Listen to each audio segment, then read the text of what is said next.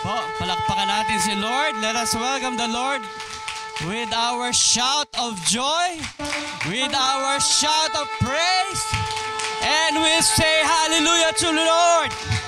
Great to you, Lord. We praise you, Lord, this morning. You are worthy to be praised, Lord. Hallelujah.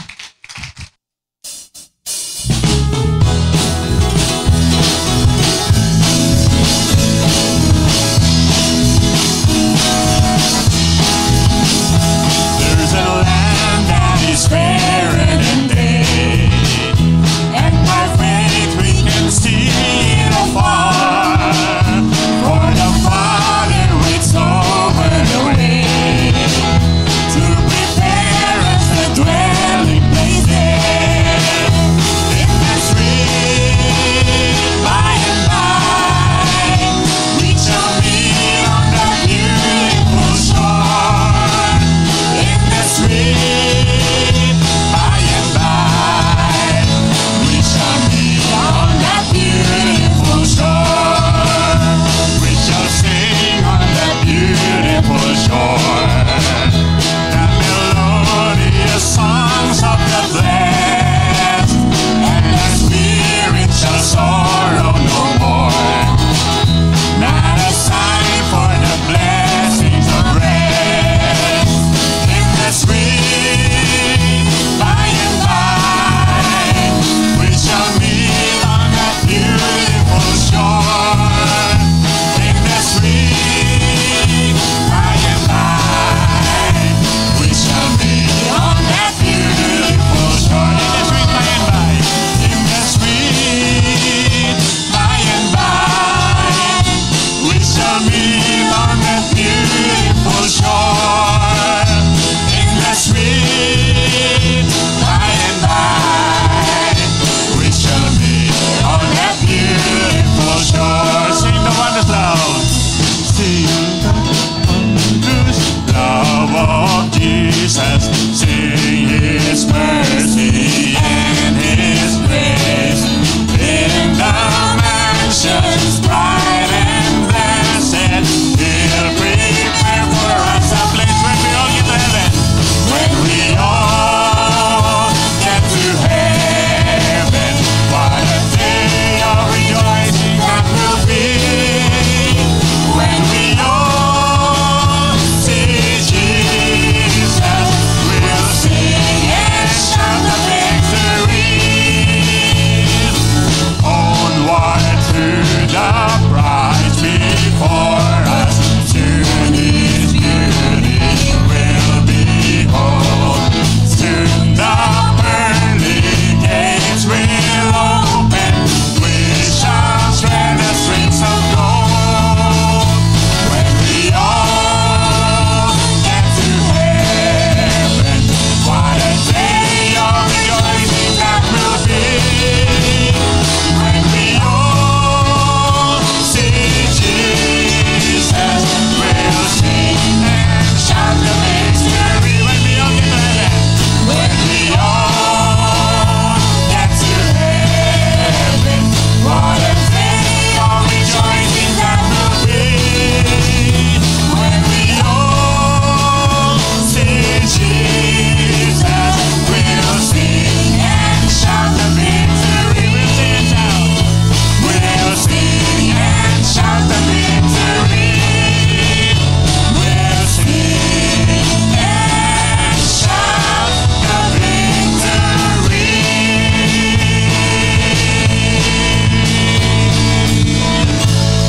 Amen. Salamat po sa pagtitiyak na makikinig kayo. Kung sakali pong makalingatan ng inyong katabi, yung sinabi, makikinig kayo ay pakikalabit nyo po, mga kapatid. Sabihin mo, hoy, gising. Alright, gaya po ng dati nating ginagawa, nakasanayan, mga kapatid. Miss natin ang bawat isa, di po ba? O, painit ang palad.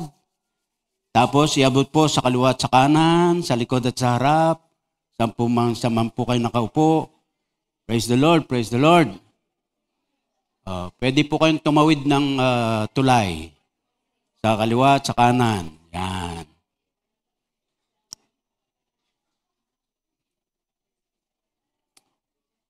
Ipanalangin po natin na mapupuno po itong mga bakanting upuan dyan.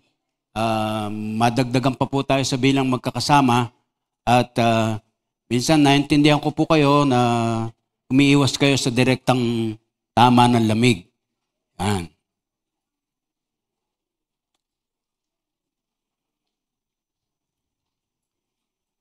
Sa mensahe po ng Panginoon, pag-usapan po natin ang tungkol sa Christ-likeness. Ano nga po ba, mga kapatid, ang kalooban ng Diyos para sa kanyang mga anak? Ipagpalagay ng born again na tayo, may kasiguruhan na ng buhay na walang hanggan. May bagong buhay na kay Kristo Jesus, maayos ang takbo ng buhay natin dito sa lupa habang inabangan natin yung pag-akyat sa langit balang araw. Ang tanong, what is next sa Kristiyano? Ano pa ang kasunod, mga kapatid? Naalala pa po ninyo yung deklarasyon sa tinatawag nating Westminster Shorter Catechism? Ang tanong po, sabi niya, what is the chief end of man? At ang sagot, sabi po, ay to glorify God and enjoy Him forever. To glorify God and enjoy Him forever. Pinaniniwalaan po natin ang kapahayagan ito batay sa salita ng Diyos. Kung sa ibang salita at summary, binubulang po yun yung deklarasyon na yun, 5 salita. Love God, love your neighbor. Pagkasabi mo nga sa katabi mo, love God, love your neighbor. Pero tila hindi pa yung sapat, mga kapatid. Pwede po at siyang mungkahi ng mensahe natin ngayong umaga sa Paksang Kabanalan, God wants His people to be like Christ, His Son. Makawangis ni Kristo. That is the will of God for the people of God. Lumalabas po, kung tayo tagasunod ni Kristo, ibig po ng Diyos Ama, mawangis tayo sa Kanyang anak. Kung ano ang anak ng Diyos, gayon ang mga sumusunod sa Kanya. At ano po bang magagamit nating batayan sa paghahayag ng katotohanan ito? Pangunahin po yung 3 mga talatang binasa natin kanina. So, buksan po natin muli sa mga talatang yon. Una, doon sa Roma, Kabanatang 8, talatang 29. Romans chapter 8, 29. Basahin na po muna natin yung naunang talata dito, yung 28, kasi ito yung madalas na i-quote natin, madalas na basahin natin, i-recite natin, pero hindi tayo tumatagos hanggang doon sa susunod, yung 29 nga po. Sabi ng verse 28, Romans 8, and we know that in all things God works for the good of those who love Him, who have been called according to His purpose. Sa akin pong dalang Biblia, ang kasunod na talata ang sa ating titingnan, sabi kasi, for those God foreknew, He also predestined to be conformed to the likeness of His Son, that He might be the firstborn among many brothers. Yung pong salitang predestined, alalong bagay, sinasabi po ng talata, kilala na ng Diyos kung sino yung sa Kanya simula pa lang at itinalaga, predestined. Itinalaga niyang matulad sa Kanyang anak to become like His Son, Jesus our Lord. Alam po naman natin sa katuruan ng Biblia, mga kapatid, yung wangis ni Lord na yon, dala-dala na po ng tao pagkalalang sa Kanya ng ating Panginoon Diyos. Let us create man in our own image. Wika niya sa Genesis account ng creation. Dangan, ang nangyari po, sa pagkahulog ng tao sa kasalanan, nalamukos, nasira po. Nawala sa hulog yung tao at yung wangis ng Diyos, nabaliwala. Pero, sa ginawa po ng Panginoong Sus, ayon sa kasulatan, ang pag-alay ng kanyang buhay doon sa krus, binawi niya, pinapanumbalik niya sa pamagitan ng ating Panginoong Kristo yung wangis na yon na ating daladala. Conformity to the image of God means to become like Jesus the Lord. Christ-likeness baga. At mga kapatid, ayon sa ating mga pagbabasa, pag-aaral ng salita ng Diyos, lumalabas po that Christ-likeness is the eternal predestinating purpose of God. Ito yung malaon na, yung simula pa lang ng lahat-lahat, ito na po yung pinakalayo ng Diyos. Yun ang sinasabi ng Romans 8. Punta po tayo sa 2 Corinthians chapter 3:18. At sulat pa rin po ito ng Pablo, kalawang sulat niya sa mga taga-Korinto. Ang sabi po dito sa 2 Corinthians 3:18, and we who with unveiled faces all reflect the Lord's glory are being transformed into His likeness with ever-increasing glory. Sa lumang salin, sa Ingles ay from glory to glory. Meron pong pag-ahon, may pag-akyat sa antas-antas ng paghayag po ng pagkakawangis kay Kristo Jesus. Ang patuloy ng sabi ng talata, which comes from the Lord who is the Spirit. Sa pamagitan daw po, sabi ni Apostol Pablo sa talatang ito, ng Espiritu Santo na tayo po ay nababago mula sa isang antas ng kalwalhatian tungo sa mas mataas na antas pa. From glory to glory. An amazing perspective. Ang antas na ito ay ang pagiging kawangis ni Kristo Jesus. Mula tayo makakilala sa Kanya bilang ating Panginoong tagapagligtas, meron pong, yun siguro yung tinatawag nating Christian growth, no? Paglagong Kristiyano, paglalim kay Lord at pagkatatag sa ating katatayon sa harapan ng ating Panginoon. Considering yung mga paraan ng paghayag sa pamagitan ng banal na Espiritu at ito pong kanyang banal na salita. Nahayag sa panibagong pananaw sa kasalukuyan. At mga kapatid, yung ating paglago na naranasan kahapon, iba naman ang antas na iangat natin sa ngayon at sa bukas pa. Hallelujah. So, makita po natin from God's eternal predestination to His present transformation of us by the Holy Spirit. Wow! Nabago, patuloy na nababago. Hindi po yung pabago-bago. Magkaiba po yun, no?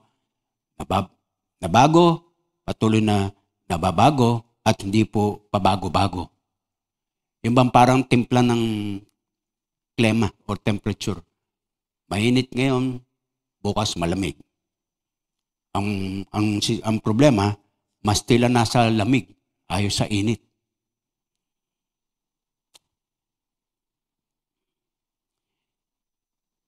Ang layunin po, makawangis nga kay Kristo Jesus. At yun po, mga kapatid, ay magtuturo sa atin sa isa pang katotohanan.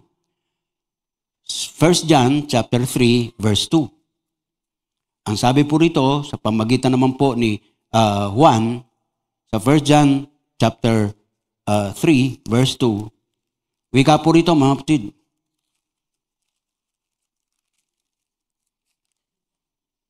Dear friends, now we are children of God. Alam na natin ang ating posisyon, no? Anak ng Diyos, mga anak ng Diyos. Now we are children of God. And what we will be has not yet been made known. Ano pong implikasyon sa likod nito? Meron pa po tayong pwedeng abangan na dagdag pang antas sa ating paglago, sa ating pagkakawangis kay Kristo na ating Panginoon at tagapagligtas. And yet, yung mga detalye nito, kung ano mangyayari, hindi po inihahayag pa. Pero patuloy ng talata, but we know that when He appears, we shall be like Him, for we shall see Him as He is. So, ito pong sitwasyon. Sinasabi po ng talata, di pa natin alam ang detalye kung ano magiging tayo. Ang alam natin ay matutulad tayo kay Kristo Jesus. We shall be like Him as He is.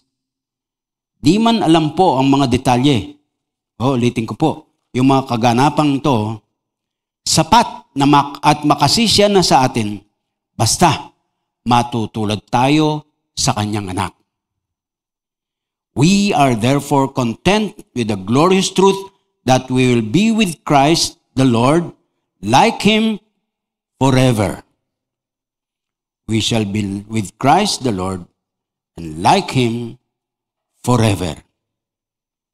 Ganun po siya kalawak, ganun po siya katiyak. Isa po ang tinutungo.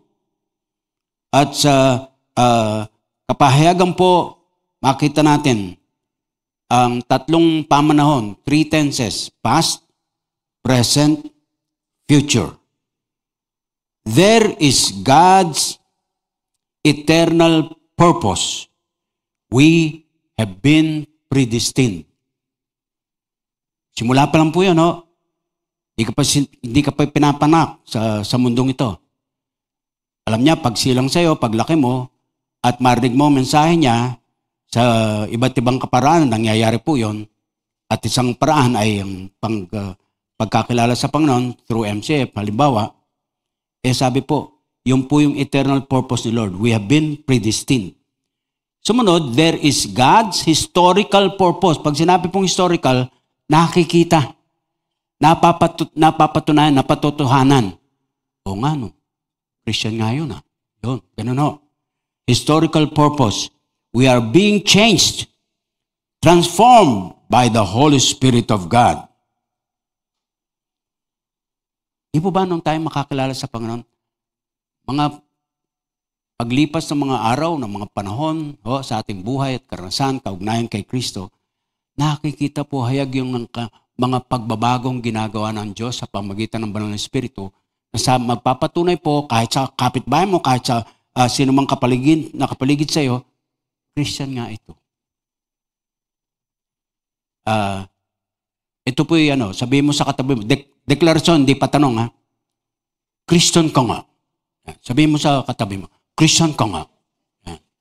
Wag po patanong ha, Christian ka nga? Iba naman ho yun. Yan.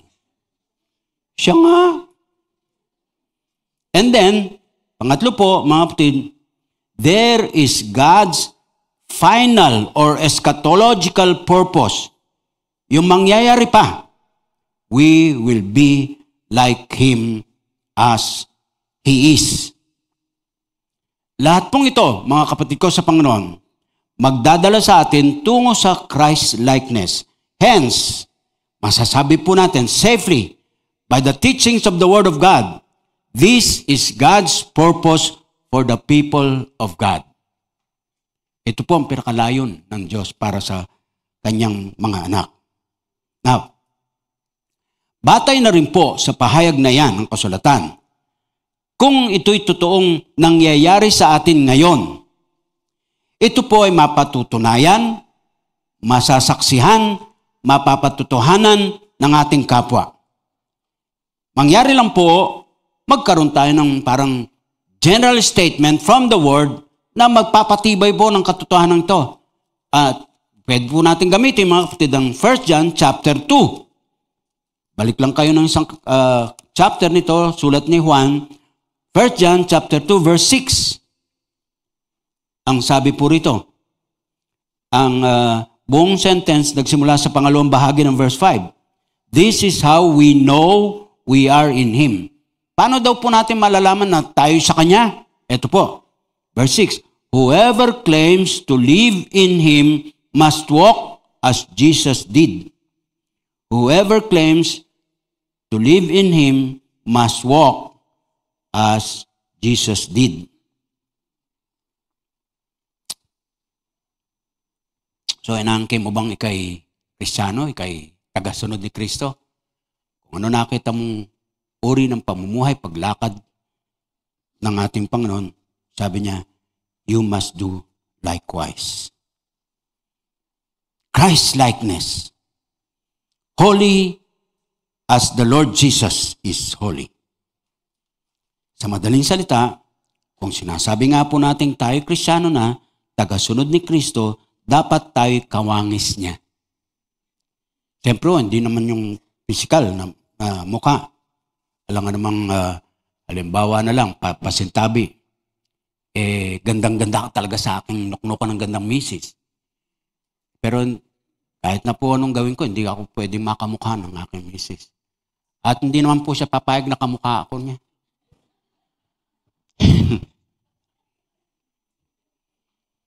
Kahit anong pwedeng gamitin ng mga derma-derma dyan, di po mangyayari. Declare natin ang katotohanan ito. Christians are Christ-like. Christians are Christ-like. Paano po? May tanong natin. Okay. Bibigyan po natin ng paghalimbawa sa mga 5 aspeto at nakita po natin yan sa ating Panginoong Jesus mismo. Una po, we are to be like Christ in His incarnation. We are to be like Christ in His incarnation. Yung paano ba siya na Diyos ay naging tao? Incarnation ang tawag po natin doon. Yung bumaba siya sa langit, pinakamatayog na trono sa sang nilikha, o mas lagpas pa, and yet bumaba po siya dito. Yung ganong pagkakatawang tao ng Diyos sa katauhan ng ating Panginoon Jesus, mga kapatid, sa likod po ng natatanging karnasang iyon, yung pagiging tao ng Diyos. At yung po ginawa niya, alang-alang din naman sa atin, sa tao.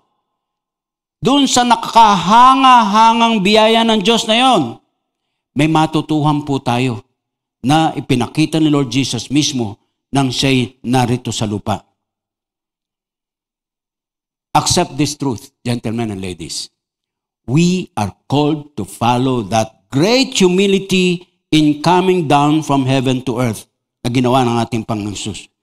Kailangan po, tinawag tayo upang magkaroon din ng pagsunod sa yung dakilang pagpapakumbaba ng ating Panginoon Jesus. Great humility. Kaya't naisulat po ni Apostol Pablo yung hamon niya sa mga taga-Pilipos. Let's turn to Philippians chapter 2. Mula po sa verse 8, mga kapatid.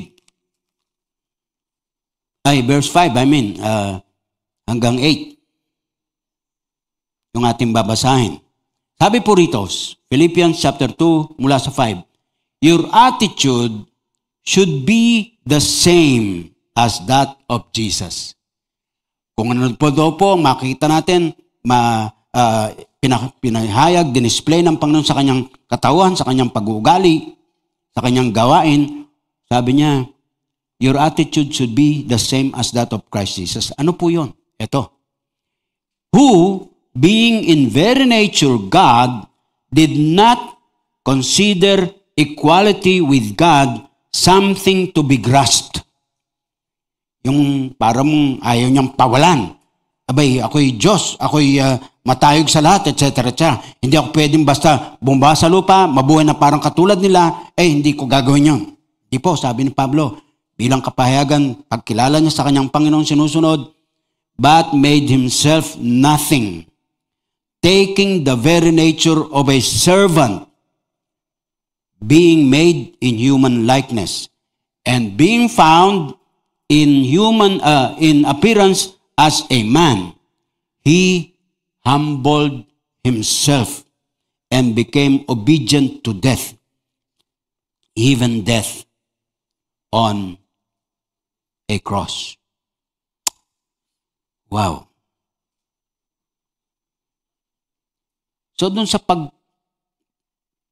pagkakatawang tao ng ating Panginoon, meron pong matinding tinuturo sa atin that we become like Him. Ano po yun? Kabawaang loob. Humility.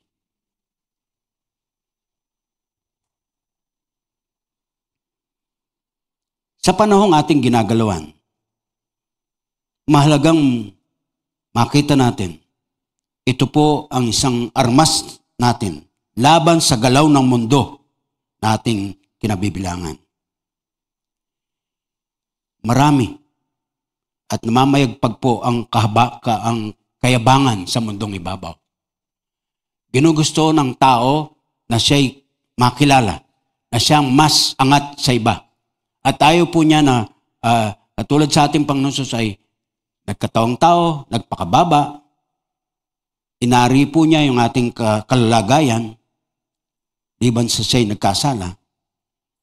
Ito pong sabi ni Pablo, matulad tayo sa ating Panginoon.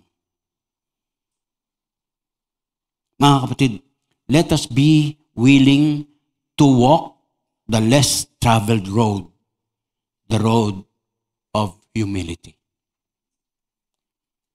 At huwag mong hayaan na malaman ng katabi mo, humble ka. At sandaling nasiko mo yung katabi mo, alam mo ba, humble ako. Wala na.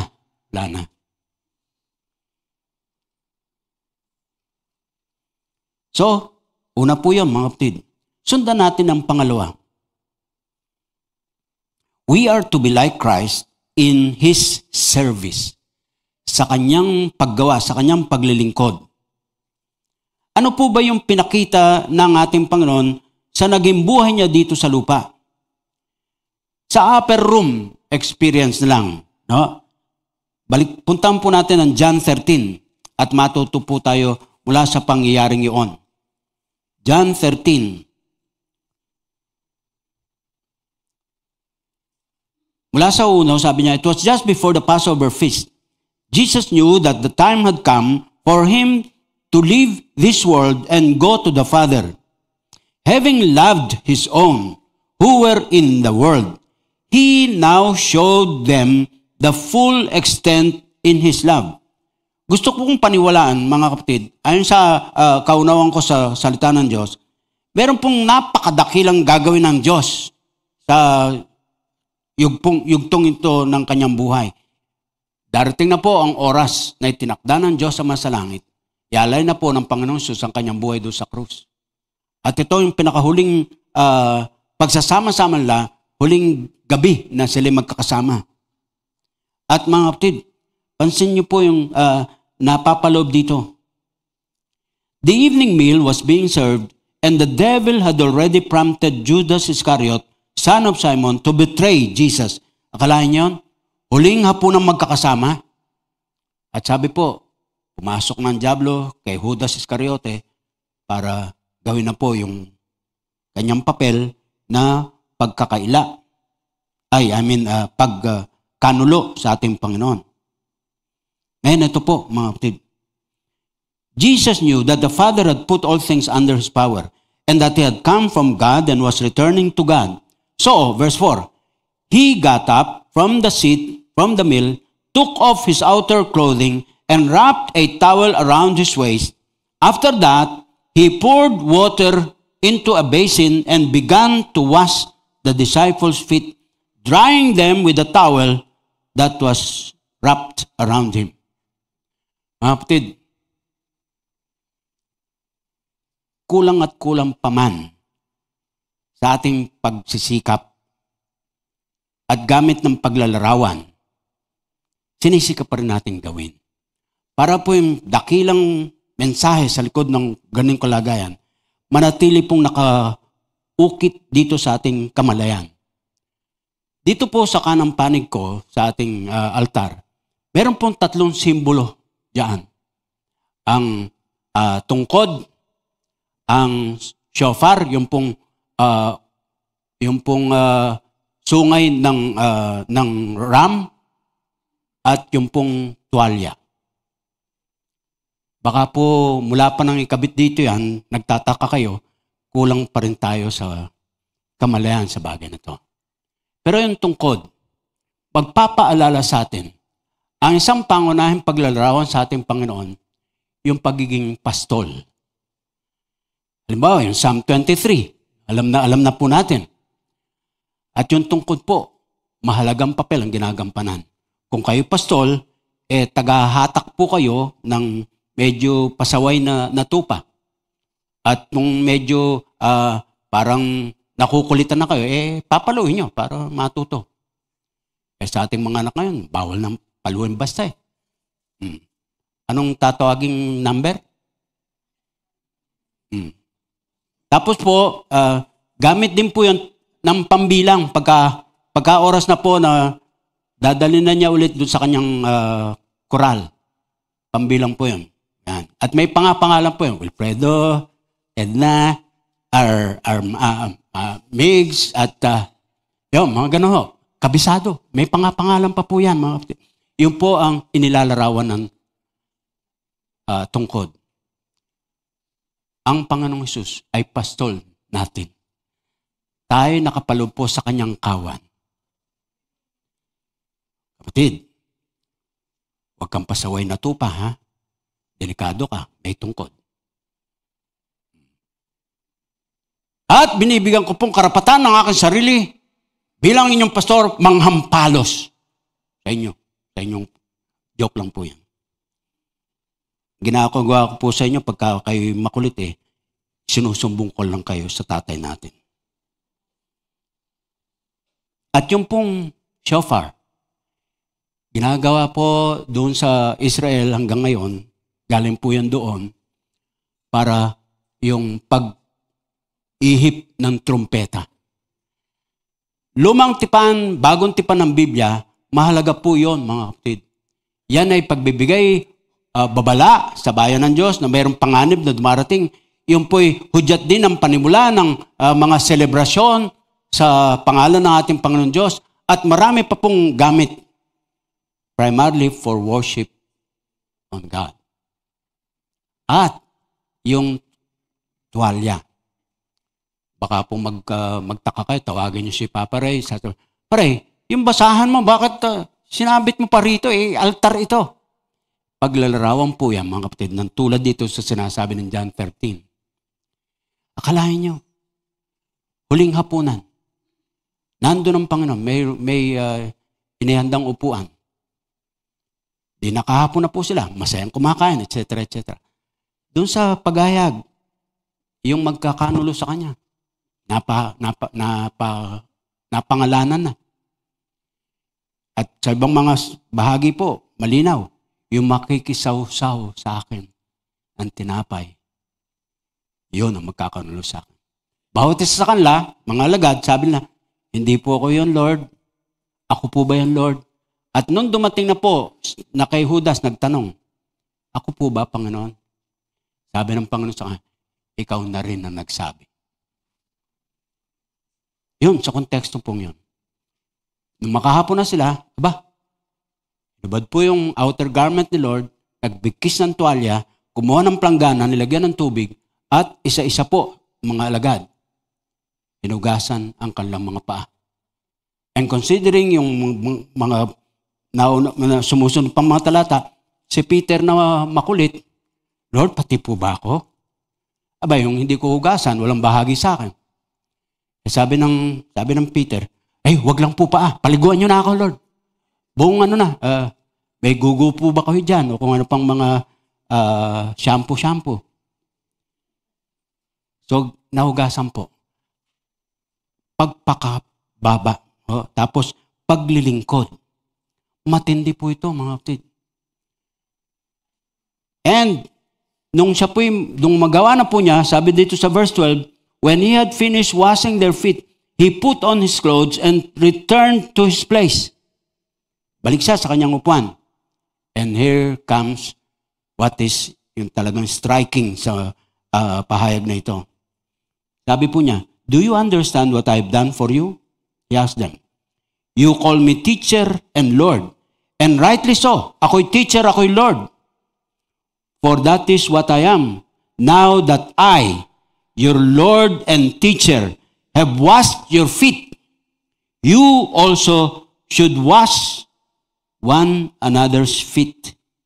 I have set you an example that you should do as I have done for you.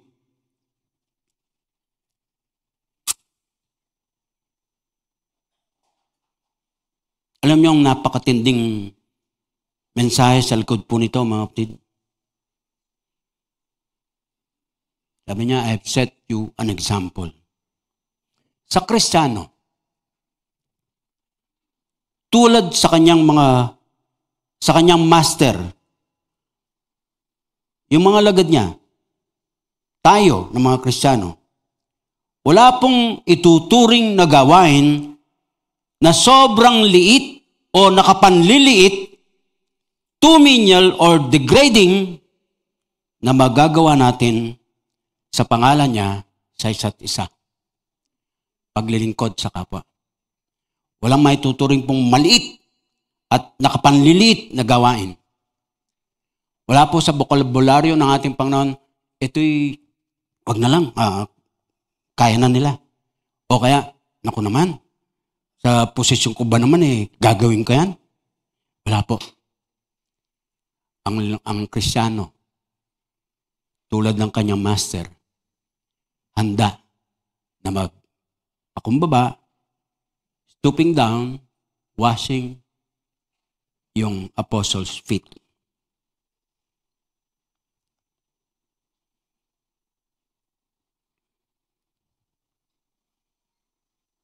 Pangatlo, we are to be like Christ in His love. We are to be like Christ in His love. Basahin po natin ang Ephesians 5:2. Ano po ang sinasabi dito sa Ephesians 5:2? Wika po ng kasulatan, mula sa verse 1, be imitators of God, therefore as dearly loved children, and live a life of love, just as Christ loved us and gave Himself up for us as a fragrant offering and sacrifice to God. Ano po ang sabi? Live a life of love, just as Christ loved us and gave Himself up for us as a fragrant offering and sacrifice to God. Obserbahan po natin dalawang bahagi ng talata. Ang una po, yung sinabi na, wika po niya, live a life of love. Sa ibang salin, walk in love. Ang pangalawang bahagi po, yung just as Christ loved us and gave Himself up for us. Yung mga tenses na ginamit po sa dalawang bahaging ito ng salita ng talata. Yung una po, mga kapatid, and live a life of love. Simple present tense. Sa original, ang sinasabi po nun, sa ibang paraan ng pagkasulat, keep on living in love. Kasalukuyan at tuloy-tuloy na ginagawa. Living in love. Keep on living in love. Samantala, yung pong pangalawang bahagi na sinabi niya, as Christ loved us and gave Himself up for us, past tense. Sa Greek, aorist tense. Ibig sabihin po nun, paminsanang nangyari. So nung mahalin niya tayo, nung ialay niya ang kanyang buhay bilang pagmamahal sa atin, mga kapatid, minsan lang ginawa niya yon na nag-alay siya ng kanyang buhay sa krus. Wala na pong pagkakataon na mapako ulit siya sa krus. So, ginawa po niya yung paminsan. And yet, sabi po niya, and gave himself up for us as a fragrant offering and sacrifice to God. Pag pinagsama po natin ito, yung ginawa ni Kristo doon sa krus na paminsan, na pag-alay ng kanyang buhay para sa ating kaligtasan, at yung pagkilala natin, pagtanggap ng mensaheng ito, pagkilala sa kanya na siya nga lang, wala nang iba, ng Panginoon tagapagligtas, pag-ibig ang napapalob. Therefore, yung pagka-alay ng kanyang buhay doon sa krus, paminsan inihag po niya bilang kaligtasan sa tao, yung kanyang pagmamahal. For God so loved the world that, ano po ang sabi? He gave His only begotten Son, that whosoever believes in Him should not perish but have everlasting life. At ang ibinubunga po noon, mga kapatid, minsan lang pong namatay si Kristo, kinilala natin siya natin pang nagtagpagligtas, ay yung binubunga po noon, buhay pag-ibig. Pero ang kaibahan po, patuloy ang paghahayag, living in love, in love, in love. Therefore, ang ibig sabihin po nito, in practicality, sa iyong gawa at sa iyong gawi, magkaiba po yun. Pwede mong ginagawa lang isang bagay, pero pagka sinabi ng gawi, habit na yon, habit. Lagi na, nakakabit na sa iyong katauhan, nung ikay makakalala kay Kristo, na ikaw ay nabubuhay sa pag-ibig.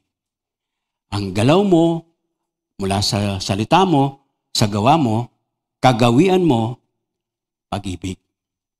Tulad ni Kristo. At paano po niya pinatunayan? Doon sa krus ng Kalbaryo.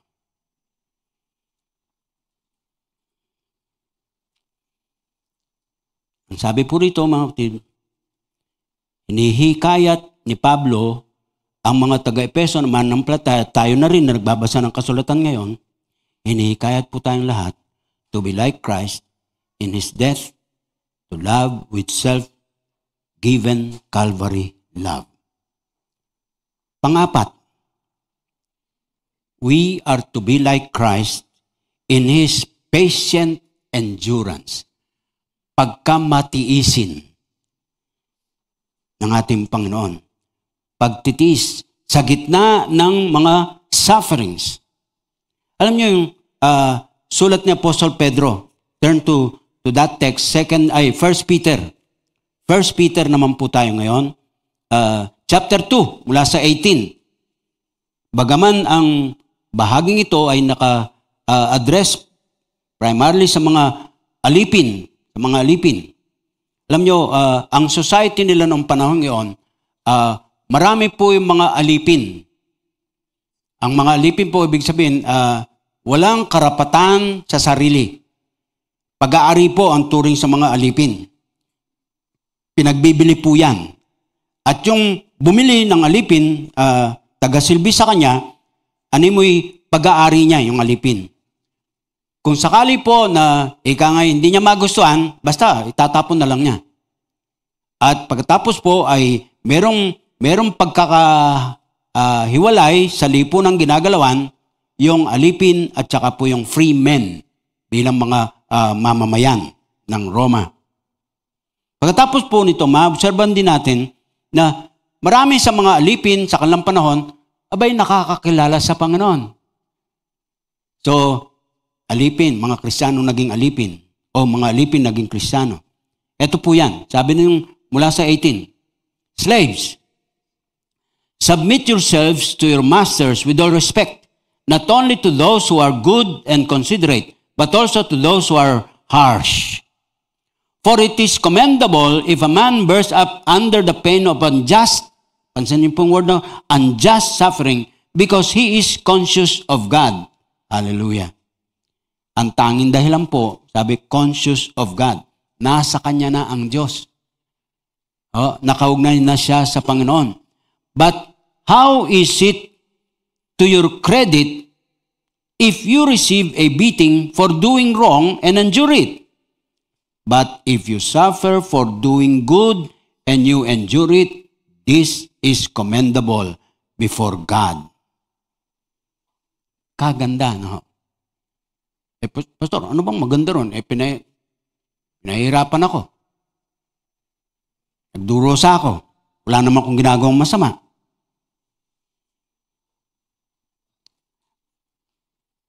Alam niyo po, noon at ngayon, laganap po ang pag-uusig. Basta nalaman ng barkada mo, nalaman ng kaeskwela mo, nalaman ng kapitbahay mo, ikaw ay tagasunod ni Kristo, born again ka na, etc. Umasa ka. Mayroon kang dadaan ng pag-uusig. Born again pa yan. Banal-banal ko no. At kung ano pa.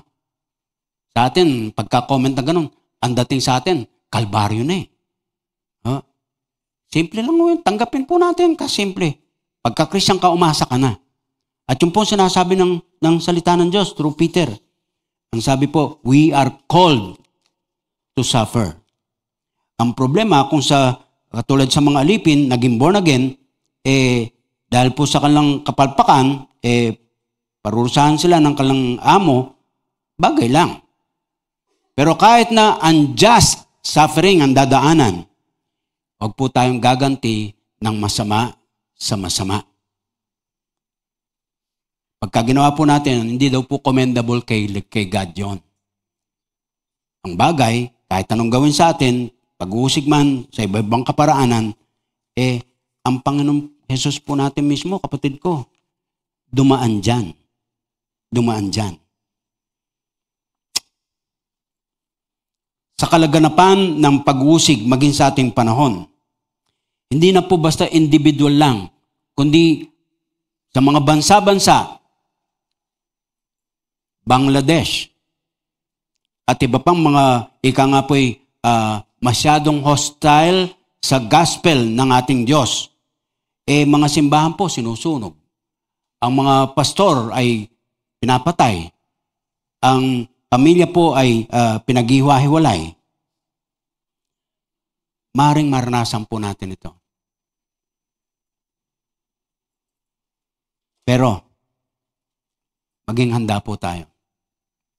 Bahagi po ito ng pagkakawangis kay Kristo.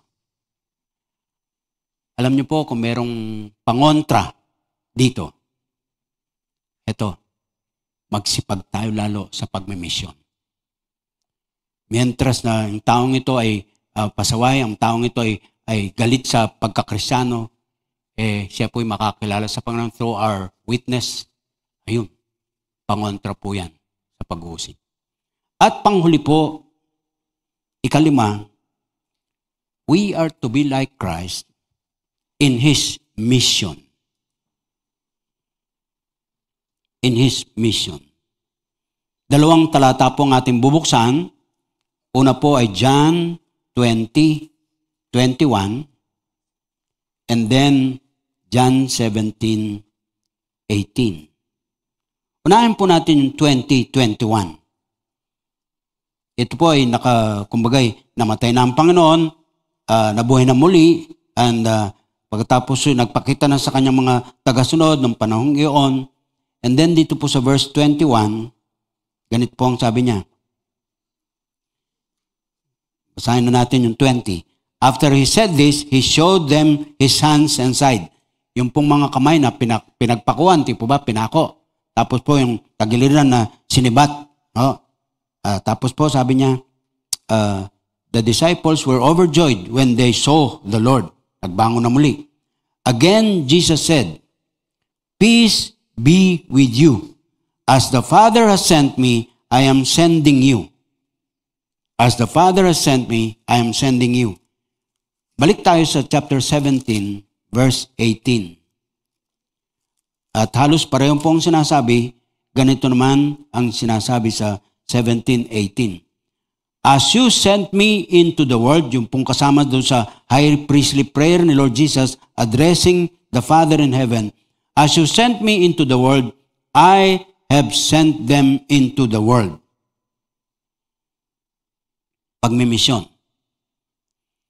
Kasama na po tayo dun sa mga tinawag na isinugo dito. Isinusugo po niya tayo. Ang ating pamuhay yung ating pong paghahayo, yung ating pong pagmimisyon ay pareho ng sa Panginoong Jesus. Paano po? At yung susing mga salita doon sa John 17:18, sanctified, sabi po doon sa 18, as you sent me into the world, I have sent them into the world. As you sent me into the world. Mga kapatid, pansinin po natin ito. Isinugo ng Diyos sa mga kanyang bugtong nanak dito sa mundo. Into the world, sabi niya. Equally, sa ating paghahayo, tulad kay Kristo, let us enter into the other people's worlds. Kung paano sinugo, pumasok ang Panginoon dito sa mundo. May kani-kanyang mundong ginagalaw ng tao. Pasok po tayo doon. Ang taguri po sa ating panahon ngayon, ito yung tinatawag na incarnational mission. Tulad ng Diyos, nagkataong tao. Nakisalamuha sa tao sa mundong ito. Ang epektibong paraan, makidama, makisama sa naranasan, saya, lungkot, problema, karamdaman o kung ano-ano pa sa taong ginugusto nating mapagpahayagan ng kaligtasan kay Kristo.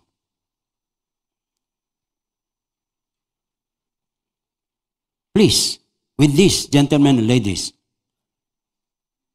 let us not forget our goal for the year. One Daughter Church, 48 at 48. Yung bang liligawan pa rin ang mga nawalay at mag-akay ng bago sa ating Panginoon. Gagawin po natin ito sa pag-abot sa tao sa kanyang mundong ginagalawan. Binabaha, nawawalan ng mahal sa buhay o kung ano pa mang mga kalagayan. Huwag po tayong masyadong komportable sa ating kinalalagayan. Lalahanin po natin, meron pa pong sasagipin si Lord mula sa pagkakalunod sa baha ng kasalanan sa mundong ibabaw. To conclude, ang aking tanong, magagawa kaya natin ito? Yung matulad, mawawangis kay Kristo. Is it attainable? Sasabihin ko po sa inyo, mga kapatid, sa ating sariling lakas, hindi. Hindi natin magagawa ito all by ourselves. Pero, ibinigay ng Diyos Ama ang kanyang banal na Espiritu sa atin para baguhin tayo mula sa panloob na pagkatao. Mangyayari't mangyayari. So, every Christian like you and I can say, I can be like Christ. Amen. Manalangin po tayo. Panginoon, huwag po lamang basta parang isa na namang aral mula sa iyo ang pahayag na ito. Papangyarihin po ninyo na kami ay maayon doon sa ano bang pinakakalooban po ninyo para sa inyong anak, para sa inyong mga lingkod, tulad sa amin. Nasain namin, nasain ng inyong puso, mula pa noon hanggang ngayon, at paranting pa, mawangis kami kay Kristo namin Panginoon. At marapat po, gagawin namin. Alang-alang po sa mga susunod pang henerasyon sa aming panahon, marami pa pong may ushered into the kingdom of God. In Jesus' name we pray. Amen. Amen.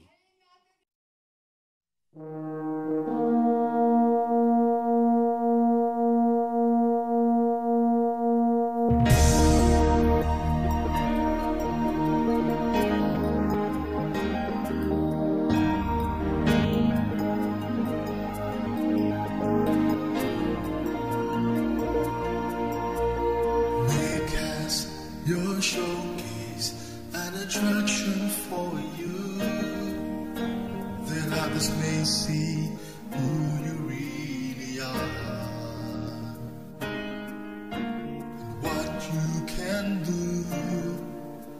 And once they know you,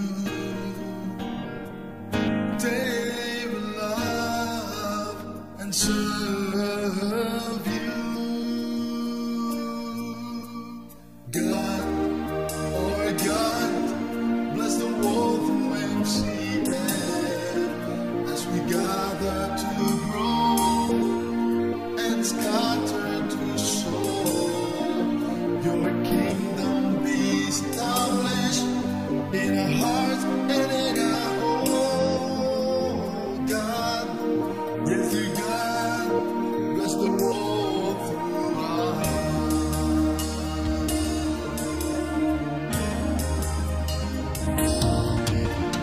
Let our hearts be your service arm.